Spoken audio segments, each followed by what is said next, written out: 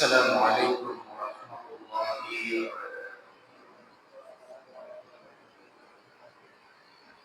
نحمده ونستعينه ونستغفره ونعوذ بالله من شرور أنفسنا ومن سيئات أعمالنا. من يهده الله فلا مضل له ومن يضلل فلا هادي له. ونشهد أن لا إله إلا الله وحده لا شريك له. ونشهد أن سيدنا وحبيبنا ومولانا محمدا عبده ورسوله الذي أرسله بالحق بشيرا ونذيرا وداعيا إلى الله بإذنه وسراجا منيرا.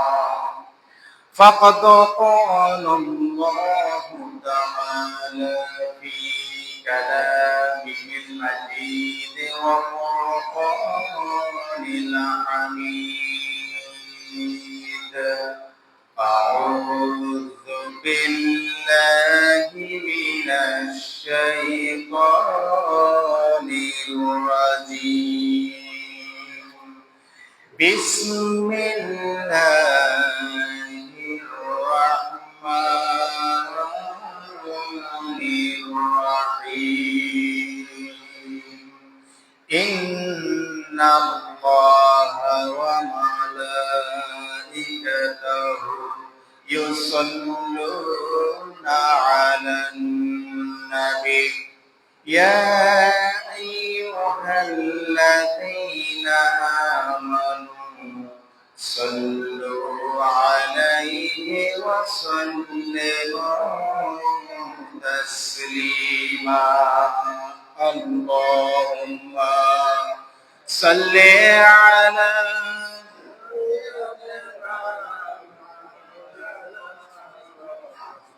وعلى آل سيدنا مولانا محمد. اللهم صل على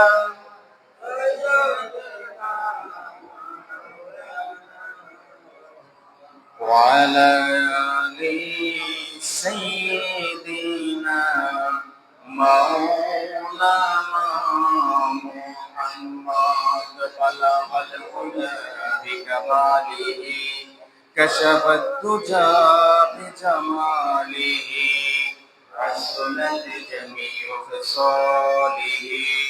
صلوا عليه وعليه.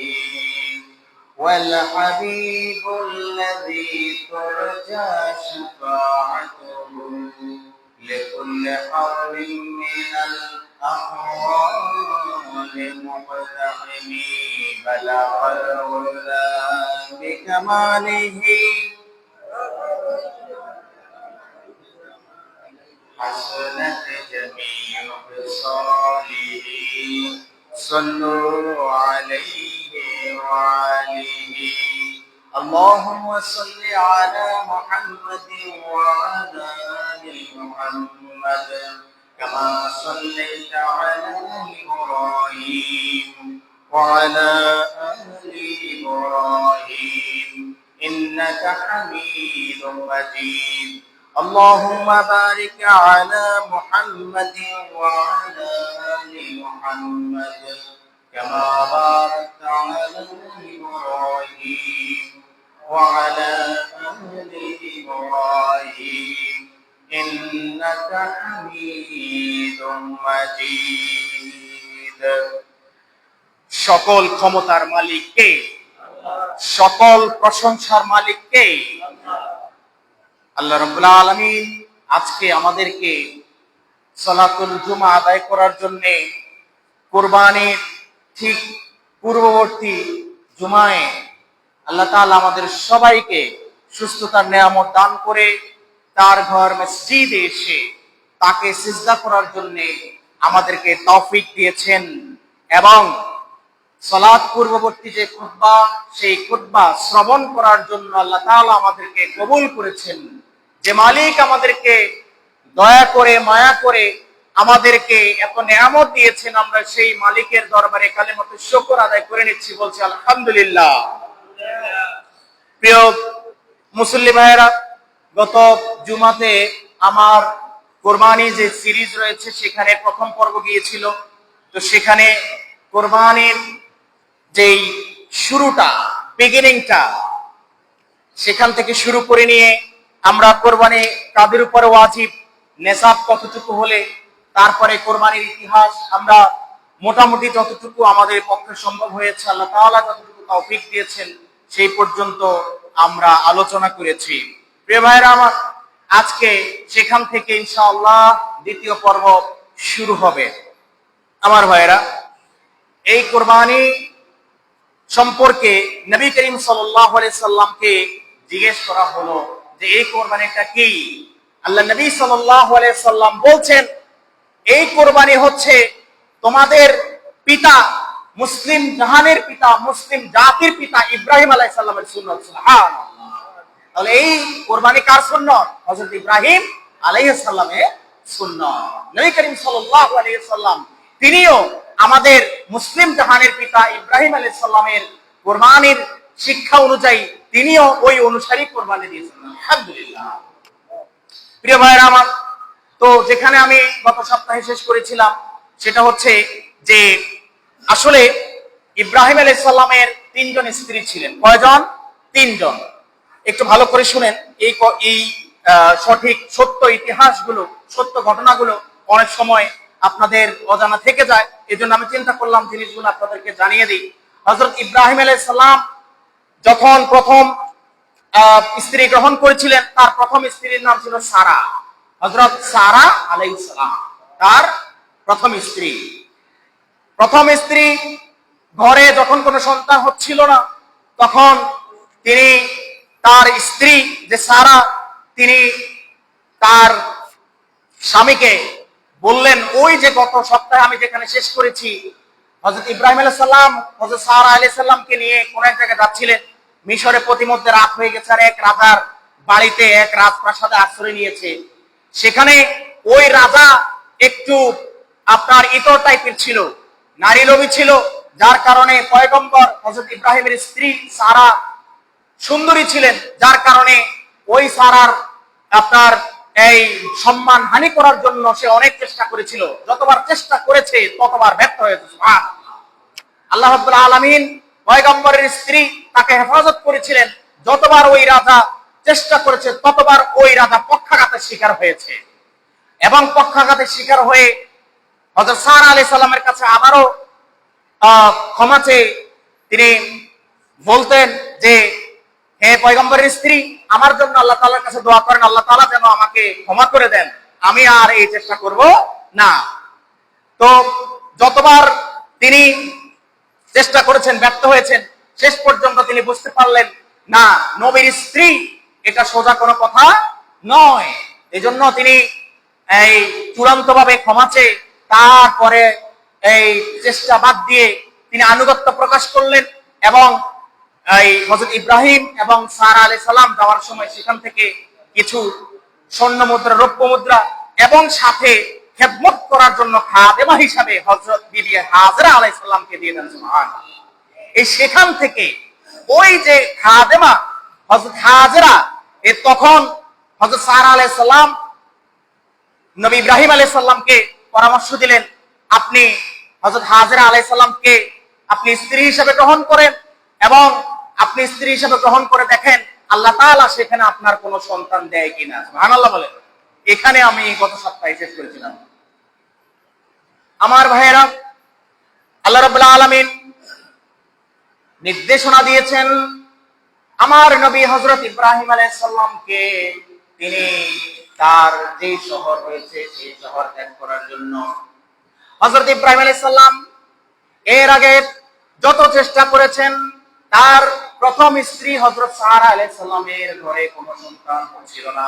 হযরত সারা আলাইহিস সালাম যখন পরামর্শ দিলেন, হে পয়গম্বর ইব্রাহিম আলাইহিস সালাম, হে আমার প্রাণের স্বামী, আপনি হাজেরাকে স্ত্রী হিসেবে গ্রহণ করেন।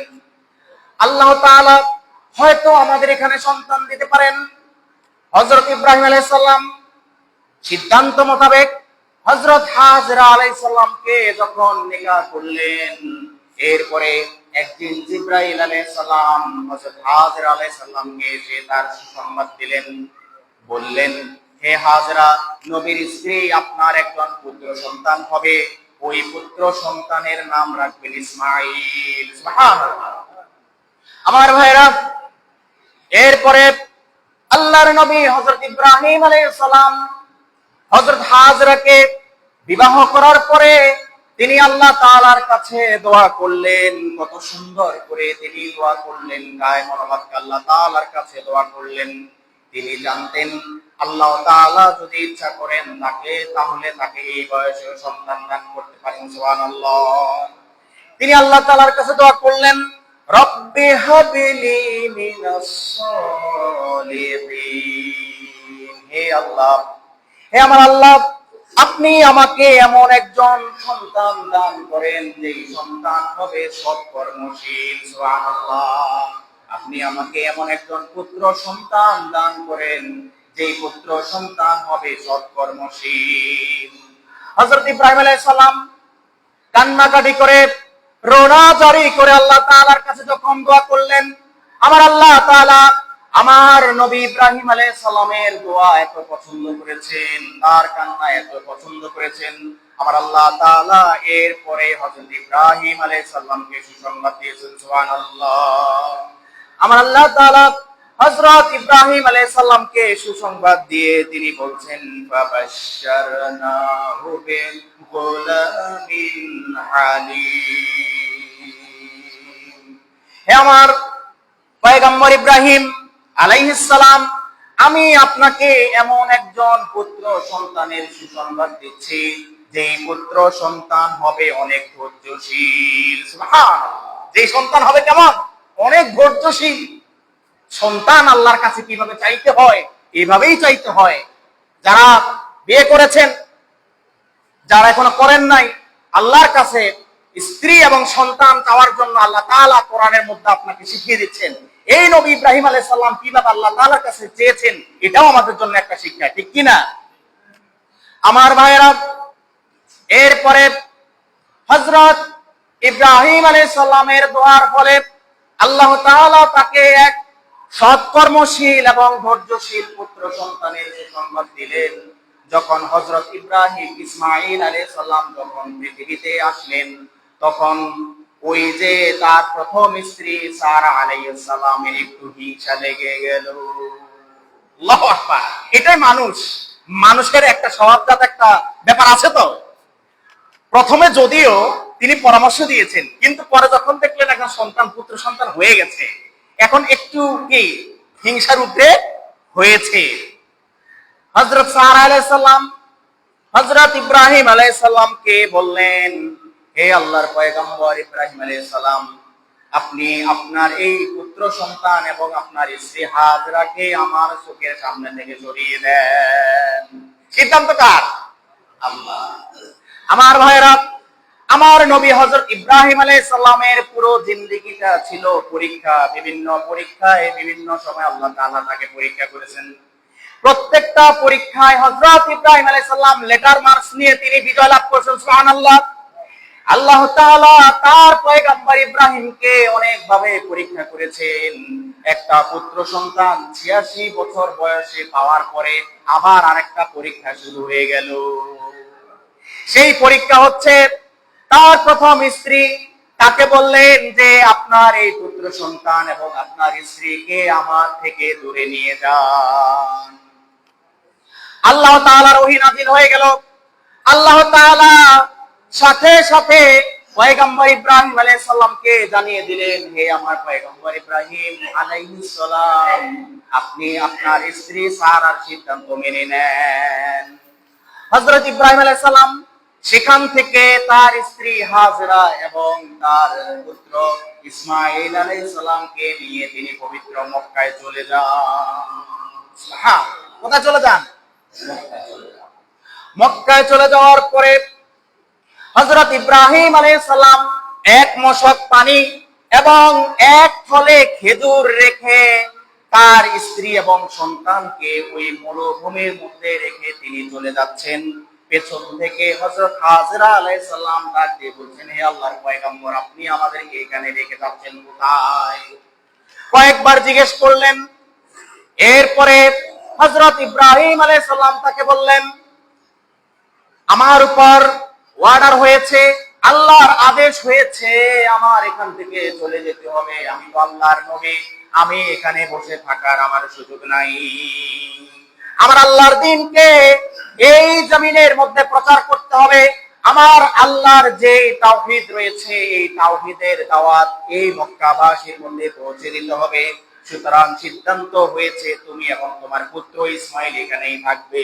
সুবহানাল্লাহ। যখন হযরত হাজরা আলাইহিস সালাম শুনলেন আল্লাহ তাআলার সিদ্ধান্ত হয়ে গেছে, ওহী চলে আসছে, হযরত হাজরা আলাইহিস সালাম আর কিছু না বলে তার পুত্র সন্তানের কাছে চলে আসলেন। তিনি তার পুত্র সন্তানকে দুধ পান করাচ্ছেন। একটা পর্যায়ে পিপাসার্ত হলেন। পিপাসার্ত হওয়ার পরে পানি না পেয়ে একবার সাফা পাহাড়ে, একবার মারওয়া পাহাড়ে দৌড়াদৌড়ি করলেন। এইভাবে 7 বার তিনি একবার এই পাহাড় আর একবার ওই পাহাড়ে দৌড়াদৌড়ি করলেন। সুবহানাল্লাহ। কিন্তু কোন জায়গায় পানি পেলেন না। কোন জায়গায় পানি না পেয়ে তিনি কিঞ্চিত হতাশ হয়ে গেলেন। আমার আল্লাহ রাব্বুল আলামিন সিদ্ধান্ত নিয়েছেন যে এইখানেই তিনি জমজমের কূপ তিনি এখানে সৃষ্টি করবেন। হযরত ইসমাঈল আলাইহিস সালাম যেখানে শোয়া ছিলেন তার ওই পায়ের নিচে ফেরেশতারা এসে এমন একটা কূপ খনন করে দিল যে কূপের পানি কিয়ামত পর্যন্ত আর শেষ হবে না। সুবহানাল্লাহ। ওই জমজম কূপের পানি এখনো পর্যন্ত মক্কায় যারা যাচ্ছেন, মদিনায় যারা যাচ্ছেন সেখানে খেয়ে আসতেছেন, ঠিক কিনা? প্রিয় ভাইরা, আমি যখন উমরায় গিয়েছি, আলহামদুলিল্লাহ আল্লাহ তাআলা তার এই বান্দার কিসমতে রেখেছেন। আমি জমজমের পানি ছাড়া আমি সেখানে পানি করতাম না। আমি যখন এই মক্কা আসতাম তখন যতক্ষণ মক্কায় অবস্থান কাবা ঘরে বাইতুল্লাহতে ছিলাম ততক্ষণ শুধু আমি ওই জমজমের পানি খেতাম। তারপরে বাসায় যখন যেতাম তখন ওই যে কন্টেনার নিয়ে আসতাম, হোটেলে যখন যেতাম সেখানে সাথে আবার নিয়ে যেতাম। আলহামদুলিল্লাহ, কি অমৃত! পৃথিবীর মধ্যে সবচাইতে বিশুদ্ধ পানি হচ্ছে জমজম কূপ। আমার ভাইয়েরা, এরপরে আল্লাহ রাব্বুল আলামিন সেখানে জমজমের কূপ সৃষ্টি করে দিলেন। সেখান থেকে আমাদের জন্য সাফা মারওয়া সাই করা আমাদের জন্য ওয়াজিব হয়ে গেছে, ঠিক কিনা বলেন? ইন্নাস সাফা ওয়াল মারওয়াতা মিন শাআইরিল্লাহি ফামান হাজ্জাল বাইতা আও ইতামারা ফালা জুনাহা আলাইহি আইয়াতাওয়াফা বিহিমা। সুবহানাল্লাহ বলেন। আমার ভাইরা, এরপরে আল্লাহ রাব্বুল আলামিন আমার পয়গম্বর ইব্রাহিম আলাইহিস সালামকে আরেকটা পরীক্ষা করবেন। যেই পরীক্ষাটা হচ্ছে তার জীবনের অন্যতম বড় পরীক্ষা। তিনি 86 বছর বয়সে একটা পুত্র সন্তান পাওয়ার পরে তার জন্য ওই পুত্র সন্তানের উপর দিয়ে একটা পরীক্ষা নেবেন। ওই পরীক্ষাটা হচ্ছে আল্লাহ তাআলা আমার নবী ইব্রাহিম আলাইহিস সালামকে আরো বেশি খাঁটি করার জন্য তিনি তার পুত্র ইসমাঈল আলাইহিস সালামকে কুরবানি করার জন্য স্বপ্নে দেখিয়েছেন। সুবহানাল্লাহ। আমার আল্লাহ তাআলা সূরা আস-সাফাতের মধ্যে 102 নম্বর আয়াতে এই কথাটা এভাবে বলছেন। আমার আল্লাহ তাআলা বলছেন, ফালাম্মা বালাগা মা'আহুস সা'য়া ক্বালা ইয়া বুনাইয়া ইন্নী আরা ফিল মানামি আন্নী আযবাহুকা ফানজুর মাযা তারা। আমার আল্লাহ তাআলা ইব্রাহিম আলাইহিস সালামের পুত্র ইসমাঈল আলাইহিস সালাম যখন তার পিতার সাথে চলাফেরা করার মতো বয়সে উপনীত হলেন, তাফসীরের মধ্যে আসছে ওই বয়সটা হচ্ছে 13 কিংবা 14। এই 13 কিংবা 14 বছরে যখন আমার নবী ইসমাঈল আলাইহিস সালাম, সাইয়্যিদনা ইসমাঈল আলাইহিস সালাম যখন উপনীত হলেন, আমার আল্লাহ তাআলা তাকে স্বপ্ন দেখালেন। কি দেখালেন আমার ভাইরা শুনুন। ইন্নী আরা ফিল মানামি আন্নী আযবাহু। আমার আল্লাহ তাআলা একদিন হযরত ইব্রাহিম আলাইহিস সালামকে স্বপ্নে দেখালেন, হে ইব্রাহিম, তোমার সবচেয়ে প্রিয় বস্তু যেটা রয়েছে সেটা আমার জন্য কুরবানি করে দাও, সেটা আমার নামে আমার রাস্তায় জবাই করে দাও। সুবহানাল্লাহ। হযরত ইব্রাহিম আলাইহিস সালাম কিছুক্ষণ ভাবার পরে তিনি বুঝতে পারলেন, আমার সবচাইতে প্রিয় বস্তু হচ্ছে আমার এই পৃথিবীতে আমার ৮৬ বছর বয়সে আমার যেই সন্তান হয়েছে ইসমাইল, সেই সন্তান। ঠিক কিনা বলেন? ইব্রাহিম আলাইহিস সালাম বুঝতে পারলেন আল্লাহর পয়গম্বর সাইয়েদনা ইব্রাহিম আলাইহিস সালাম কাল বিলম্ব না করে তার পুত্র সাইয়েদনা ইসমাইল আলাইহিস সালামকে বললেন, হে আমার বৎস, ইয়া বুনাইয়া। তিনি তাসগীর করলেন, তিনি বলতে পারতেন ইয়া ইবনি, হে আমার ছেলে, তিনি সেটা না বলে ইয়া বুনাইয়া তাসগীর করে বললেন, এত আদরের সন্তান, হে আমার বৎস, আমার আদরের সন্তান, আমি দেখলাম আমি তোমাকে জবে করছি, আমি তোমাকে আল্লাহর রাস্তায় জবে করে দিচ্ছি, তোমার মতামত কি আমাকে জানাও। সুবহানাল্লাহ। পিতা পুত্রকে জিজ্ঞেস করছে, আল্লাহ আমাকে স্বপ্নে দেখিয়েছেন, আমি আল্লাহর রাস্তায় তোমাকে জবা করে দিচ্ছি, কোরবানি করে দিচ্ছি, হে আমার পুত্র, হে আমার বৎস, ইয়া বুনাইয়া, তোমার মতামত কি? ইন্নী আরা ফিল মানাম, আমি স্বপ্নে দেখেছি, আন্নী আযবাহুক, আমি তোমাকে জবাই করছি, আমি তোমাকে কুরবানি করছি। ফানজুর মাযা তারা, তোমার এতে মতামত কি, তোমার খেয়াল কি, তোমার সিদ্ধান্ত কি, আমাকে জানাও হে আমার বৎস, হে আমার আদরের সন্তান, আমার ভাইরা। আল্লাহর নবী ইসমাঈল আলাইহিস সালাম, সাইয়্যিদিনা ইসমাঈল আলাইহিস সালাম এরপরে কিভাবে কত সুন্দর করে তার পিতার উত্তর দিচ্ছেন, পিতার কথার উত্তর দিচ্ছেন। আমার ভাইরা, কোরআনে কারীমে এই কথাটা এইভাবে আসছে সূরা সফাতের মধ্যে, ক্বালা ইয়া আবাতি ফাআল মা তু'মার সাতাজিদুনি ইনশাআল্লাহু মিনাস সাবিরিন। আমার ভাইরা, হযরত ইসমাঈল আলাইহিস সালাম তার পিতার কথার জবাবে তিনি বললেন, হে আমার পিতা, হে আমার শ্রদ্ধেয় পিতা, আপনার উপর যা কিছু আদেশ আসছে, আপনি যে জিনিস সাথে আদিষ্ট হয়েছেন, আপনার রবের পক্ষ থেকে, আপনার প্রভুর পক্ষ থেকে, আল্লাহর পক্ষ থেকে আপনাকে যেই নির্দেশনা দেওয়া হয়েছে, আপনি কাল বিলম্ব না করে আর দেরি না করে আপনি সেই সিদ্ধান্ত বাস্তবায়ন করেন। আল্লাহু আকবার। আপনি কি করেন? আল্লাহ আপনাকে যে সিদ্ধান্ত দিয়েছেন স্বপ্নে, আপনি সেই সিদ্ধান্ত মুহূর্ত দেরি না করে আপনি দ্রুত কার্যকর করেন। আল্লাহু আকবার। আমার ভাইয়েরা, সাইয়েদনা ইসমাঈল আলাইহিস সালামের এই কথা শুনে হযরত ইব্রাহিম আলাইহিস সালাম তিনি দেরি না করে তিনি তার কাজ করে গেলেন। ইসমাঈল আলাইহিস সালাম তার কথার মধ্যে তিনি আর একটু যোগ করলেন, তিনি বললেন, সাতাজিদুনি ইনশাআল্লাহ, আল্লাহ যদি চায় তাহলে আপনি আমাকে পাবেন মিনাস সাবিরিন, আপনি আমাকে ধৈর্যশীল যারা রয়েছে এদের মধ্যেই অন্তর্ভুক্ত পাবেন। সুবহানাল্লাহ। মানে আমি এমন না যে আপনি কাজ শুরু করে দিলে আমি চটপট করে আমি সরে যাব, লুকিয়ে যাব, পালিয়ে যাব, বিষয়টা এমন নয়। আমি আপনার কাজটা শেষ হওয়ার আগ পর্যন্ত আমি ধৈর্য ধারণ করব। কি ধারণ করব? ধৈর্য ধারণ করব। এমন না যে আমি এখান থেকে পালিয়ে যাব। হে আমার পিতা, আপনি দেরি না করে আপনি আপনার কাজ করুন, আল্লাহর ইচ্ছায় আপনি আমাকে ধৈর্যশীলদের অন্তর্ভুক্ত পাবেন। আমার ভাইরা, এরপরে ফালাম্মা আসলামা ওয়া তাল্লাহু লিল-জাবিন,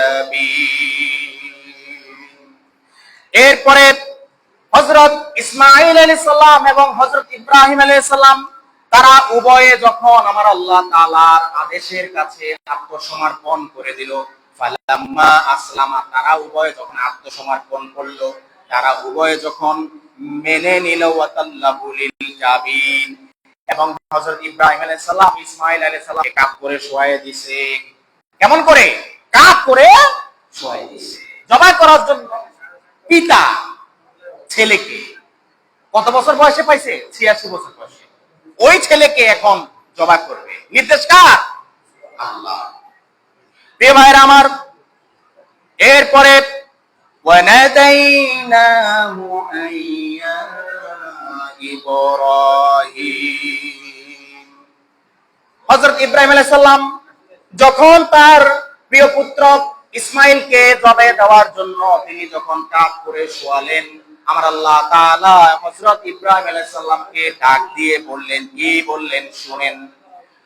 قد صدقت الرؤيا إنا كذلك نجزي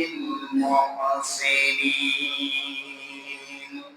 আমার আল্লাহ তাআলা আমার নবী সাইয়েদনা ইব্রাহিমকে ডাক দিয়ে বললেন, হে আমার পয়গম্বর ইব্রাহিম, হে আমার বন্ধু, কদ সাদ্দাক্তার রুইয়া, নিশ্চয়ই আপনি যেই স্বপ্ন দেখেছেন, আমি মাবুদ আপনাকে যেই স্বপ্ন দেখিয়েছি, আপনি ওই স্বপ্নকে সত্য করেছেন। সুবহানাল্লাহ। আপনি ওই স্বপ্নকে বাস্তবায়ন করেছেন, আপনি সফল হয়েছেন। আদ সাদ্দাক্তার রুইয়া ইন্না কাযালিকা নাজিজিল মুহসিনিন। আপনি যেহেতু ওই স্বপ্নটা বাস্তবায়ন করে আপনি জিতে গেছেন, আপনি বিজয় অর্জন করেছেন, সুতরাং সৎকর্মশীলদেরকে আমি পুরস্কৃত করে থাকি। সুবহানাল্লাহ। আমার ভাইরা, হযরত ইব্রাহিম আলাইহিস সালাম যখন হযরত ইসমাইল আলাইহিস সালামের গলায় যখন ছুরি চালাবে, তখন আমার আল্লাহ তাআলা হযরত জিবরাইল আলাইহিস সালামকে বেহেশত থেকে, জান্নাত থেকে একটা দুম্বা নিয়ে, দুইটা বর্ণনায় আছে তাফসিরে দুইটা বর্ণনা আছে।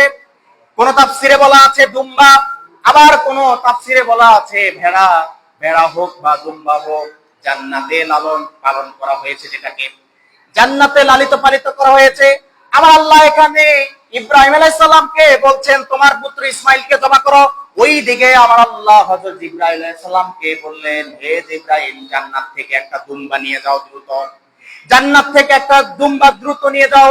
আমার ইব্রাহিম আলাইহিস সালাম পরীক্ষায় পাস করেছে, ওই দুম্বাকে ইসমাইলের জায়গায় দিয়ে সেখানে এই দুম্বাকে, এই জান্নাতি দুম্বাকে কুরবানি করে দাও। প্রিয় ভাইরা আমার, আমরা যে এখন তাকবীরে তাশরিক বলছি, এই তাকবীরে তাশরিক সেখান থেকে শুরু হয়েছে। হযরত জিবরাইল আলাইহিস সালাম ওই দুম্বা নিয়ে তিনি পড়তে শুরু করলেন, আল্লাহু আকবার, আল্লাহু আকবার, আল্লাহ সর্বশ্রেষ্ঠ, আল্লাহ সর্বশ্রেষ্ঠ। হযরত ইব্রাহিম আলাইহিস সালাম তো মুখ বাঁধা ছিল, কারণ মুখ যদি খোলা থাকতো তাহলে তিনি প্রিয় পুত্র ইসমাইলকে ছুরি চালাতে পারতেন না, ঠিক কিনা বলেন? যেহেতু তার মুখ বন্ধ ছিল, তিনি তো ছুরিটা চালাচ্ছেন। জিবরাইল আলাইহিস সালামের আল্লাহু আকবার, আল্লাহু আকবার এটা শোনার পরে সাইয়েদনা ইব্রাহিম আলাইহিস সালাম বললেন, লা ইলাহা ইল্লাল্লাহ আল্লাহু আকবার, লা ইলাহা ইল্লাল্লাহ, নেই কোনো মাবুদ আল্লাহ ছাড়া, ইল্লাল্লাহ আল্লাহু আকবার, তিনি সর্বশ্রেষ্ঠ। হযরত ইসমাইল আলাইহিস সালাম যখন ওই দুইজনের মুখ থেকে এই দুইটা অংশ শুনলেন, তারপরে ইসমাইল আলাইহিস সালাম বললেন, আল্লাহু আকবার ওয়ালিল্লাহিল হামদ, আল্লাহু আকবার, আল্লাহ সর্বশ্রেষ্ঠ, ওয়ালিল্লাহিল হামদ, যাবতীয় যত প্রশংসা রয়েছে সেই সব প্রশংসা আল্লাহর জন্য, আল্লাহু আকবার। এই হচ্ছে তাকবীরে তাশরিক।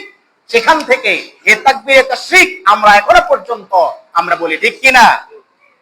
তাহলে তাকবীরে তাশরিকের প্রথম অংশ হযরত জিবরাইল আলাইহিস সালাম বললেন, দ্বিতীয় অংশ হযরত ইব্রাহিম আলাইহিস সালাম, তৃতীয় অংশ হযরত ইসমাঈল আলাইহিস সালাম। আমার ভাইরা, এরপরে জান্নাত থেকে নিয়ে আসা ওই দুম্বাটা কুরবানি হয়ে গেল। আল্লাহ তাআলা তার নবীকে পরীক্ষা করলেন, তিনি ওই পরীক্ষার মধ্যে বিজয় লাভ করেছেন। শুধু বিজয় লাভ করেন নাই, এমন ভাবে বিজয় লাভ করেছেন তিনি তার রবের পক্ষ থেকে পুরস্কৃত হওয়ার জন্য ঘোষণা পেয়ে গেছেন। সুবহানাল্লাহ। আমার ভাইরা, এরপরের আয়াতে আল্লাহ তাআলা বলছেন, ইন্না হাযা লাহুয়াল বালাউল মুবিন। আমার আল্লাহ তাআলা এরপরে তিনি জানিয়ে দিচ্ছেন, নিশ্চয়ই এটা ছিল সুস্পষ্ট একটা পরীক্ষা। আমি আল্লাহর পক্ষ থেকে এটা ছিল স্পষ্ট একটা পরীক্ষা। এটা যেন তেন কোনো পরীক্ষা নয়, এটা ছিল তাদের পিতা এবং পুত্রের জন্য আমি রবের পক্ষ থেকে বড় একটা পরীক্ষা। এরপরে আমার আল্লাহ তাআলা বলছেন ওয়াফাদাইনাহু বিযিবহিন আযীম, আমি এক মহান জবেহের বিনিময়ে তাকে মুক্ত করে দিলাম। সুবহানাল্লাহ। আল্লাহ তাআলা ওই জান্নাত থেকে যে দুম্বা পাঠিয়ে তাকে ইসমাইলকে মুক্ত করে দিয়েছেন, ওই ইসমাইলের জায়গায় ওই দুম্বাটা কি হয়ে গেছে? কোরবানি হয়ে গেছে। আল্লাহ তাআলা সেটাই বলছেন ওয়াফাদাইনাহু বিযিবহিন আযীম। এটা সোজা মোজা কোনো জবাই ছিল না, এটা বিশাল একটা জবাই ছিল, আর যেটার মাধ্যমে আমি আমার পয়গম্বর ইসমাইলকে আমি মুক্ত করে দিয়েছি। প্রিয় ভাইরা আমার, আমার আল্লাহ তাআলা এরপর বলছেন ওয়া তারাকনা আলাইহি ফিল আখিরিন, তার জন্য আমি পরবর্তী যারা রয়েছে এই পরবর্তী মানুষের মধ্যে আমি আমার ইসমাইল এবং ইব্রাহিমের জন্য সুখ্যাতি সুনাম রেখেছি। এই যে আমরা যখন কোরবানি পালন করছি, সুনাম করছি কার? ইব্রাহিমের করছি কিনা? ইব্রাহিম আলাইহিস সালাম, ইসমাইল আলাইহিস সালাম। আল্লাহ তাআলা বলছেন আমি এটাকে এখানেই শেষ করে দিই নাই, এই ঘটনা কিয়ামত পর্যন্ত যত মানুষ আসবে, প্রত্যেক মুসলিম কমিউনিটি আপনাদের এই ঘটনাকে প্রশংসা ভরে স্মরণ করবে এবং যত শুনবে তাদের কখনো এটাকে পুরাতন বলে মনে হবে না। আল্লাহ তাআলা বলছেন ওয়া তারাকনা আলাইহি ফিল আখিরিন, আমি একদম শেষ পর্যন্ত সবার মধ্যে পরবর্তীতে যারা আসবে সবার মধ্যে আপনি ইব্রাহিম এবং আপনার পুত্র ইসমাইল আমার দুইজন পয়গম্বরের যে সুখ্যাতি, যে সুনাম, যে প্রশংসা, এটা অব্যাহত থাকবে ইনশাআল্লাহ। আমার ভাইরা, এরপর আমার আল্লাহ তাআলা আমার পয়গম্বর ইব্রাহিম আলাইহিস সালামকে তিনি সালাম পাঠালেন, তিনি স্যালুট পাঠালেন। তিনি বললেন সালামুন আলা ইব্রাহিম, হে আমার পয়গম্বর, স্যালুট আপনাকে, আপনি পাস করেছেন। আপনাকে আমি যত পরীক্ষা করেছি আপনি প্রত্যেকটা পরীক্ষায় আপনি উত্তীর্ণ হয়েছেন। আপনাকে স্যালুট, আপনাকে সালাম, আপনাকে শান্তি, আপনার উপর শান্তি বর্ষিত হোক। আল্লাহু আকবার। সালামুন কাওলাম মির রাব্বির রাহিম, সালামুন আলা ইব্রাহিম। আল্লাহ তাআলা ইব্রাহিমকে কি সালাম জানিয়েছেন? কি জানিয়েছেন? সালাম জানিয়েছেন। সোজা মজার কথা নয়, আল্লাহ তাআলা তার পয়গম্বর ইব্রাহিমকে সালাম জানিয়েছেন, স্যালিউট জানিয়েছেন। আমার ভাইয়েরা, এরপর আল্লাহ তাআলা বলছেন কাযালিকা নাজসিল মুহসিনিন, আর আল্লাহ তাআলা বলছেন আর আমি এমনি ভাবে সৎ কর্মশীল যারা রয়েছে আমি এরকম সব সৎ কর্মশীলদেরকে পুরস্কৃত করি। সৎ কর্মশীলদেরকে পুরস্কৃত করেন কে? আল্লাহ। যে আল্লাহ তাআলা সৎ কর্মশীল তাদেরকে পুরস্কৃত করেছেন, তিনি এখনো আছেন কিনা? আছেন। আমার ভাইরা, এই হচ্ছে আমাদের জন্য শিক্ষণীয় ঘটনা। তাহলে কোরবানি মূলত, আমি কোরবানির ইতিহাস শুরু থেকে বলেছি, কিন্তু আমরা মূলত যেই কোরবানির পদ্ধতি এখন অনুসরণ করছি এটা ছিল আমাদের আল্লাহ রাসূল বলছেন যে এটা হচ্ছে তোমাদের মুসলিম জাহানের পিতা ইব্রাহিম আলাইহিস সালামের সুন্নাত। সুবহানাল্লাহ। এই সুন্নতকে অনুসরণ করার জন্য আমরা আস্তে আস্তে এগিয়ে যাচ্ছি ইনশাআল্লাহ। আগামী বৃহস্পতিবার 28 মে 10 জিলহজ ইনশাআল্লাহ আমরা কোরবানি পালন করব। প্রিয় ভাইরা আমার, আমি সর্বশেষ এই সম্পর্কে একটা হাদিস বলেই আমি আজকের খুতবা এখানে শেষ করব। এবং আপনাদের যদি কোনো বিষয়ে মাসালাগত কোনো বিষয় যদি জানার থাকে আমি সর্বশেষ আমি আপনাদেরকে বলবো, যদি আপনাদের কিছু জানার থাকে আমাকে জিজ্ঞেস করতে পারেন। এখন যদি আপনাদের এই মনে না পড়ে বা কোনো সমস্যায় যদি পড়ে যান তাহলে যে কোনো মুহূর্তে আমার কাছ থেকে ওই মাসালাটা আপনারা জেনে নিতে পারবেন, কোনো সমস্যা নেই ইনশাআল্লাহ। প্রিয় ভাইরা আমার, তাবরানী শরীফের 2736 নম্বর হাদিসে আল্লাহ নবী সাল্লাল্লাহু আলাইহি সাল্লাম বলতেছেন قال رسول الله صلى الله عليه وسلم من ضحى طيبة بها نفسه محتسبا লিউদহিয়াতিহি কানাত লাহু হিজাবান মিনান নার। সুবহানাল্লাহ। আল্লাহ রাসূল সাল্লাল্লাহু আলাইহি সাল্লাম বলছেন, যেই ব্যক্তি খুশি মনে আন্তরিকতার সাথে সওয়াবের আশায় যে ব্যক্তি আল্লাহ তাআলার নামে কোরবানি দিবে, আল্লাহ তাআলার রাস্তায় কোরবানি দিবে, তার জন্য এই কোরবানিটা জাহান্নাম থেকে বাঁচার জন্য একটা দেওয়াল হয়ে দাঁড়াবে। সুবহানাল্লাহ। তাহলে আপনার এই কোরবানি আল্লাহ তাআলা যদি কবুল করেন, এই কোরবানি আপনাকে জাহান্নামে, আপনি যদি জাহান্নামী হয়ে যান, এই কোরবানি আপনার জন্য প্রাচীর হয়ে দাঁড়াবে, দেয়াল হয়ে দাঁড়াবে। আল্লাহ তাআলা আপনার এই বান্দার, আপনার এই গোলামের কিছুই নাই, অন্তত আমি দাঁড়িয়েছি, আপনার এই গোলাম আপনাকে সন্তুষ্ট করার জন্য আপনার রাস্তায় কোরবানি দিয়েছে, অন্তত এটা উসিলায় আপনার এই বান্দাকে আপনি মাফ করে দিন। সুবহানাল্লাহ। তাহলে কোরবানি হতে হবে একদম সলিড। এটা খুব সেনসিটিভ ইস্যু। এটা যেন তেন করলে হবে না।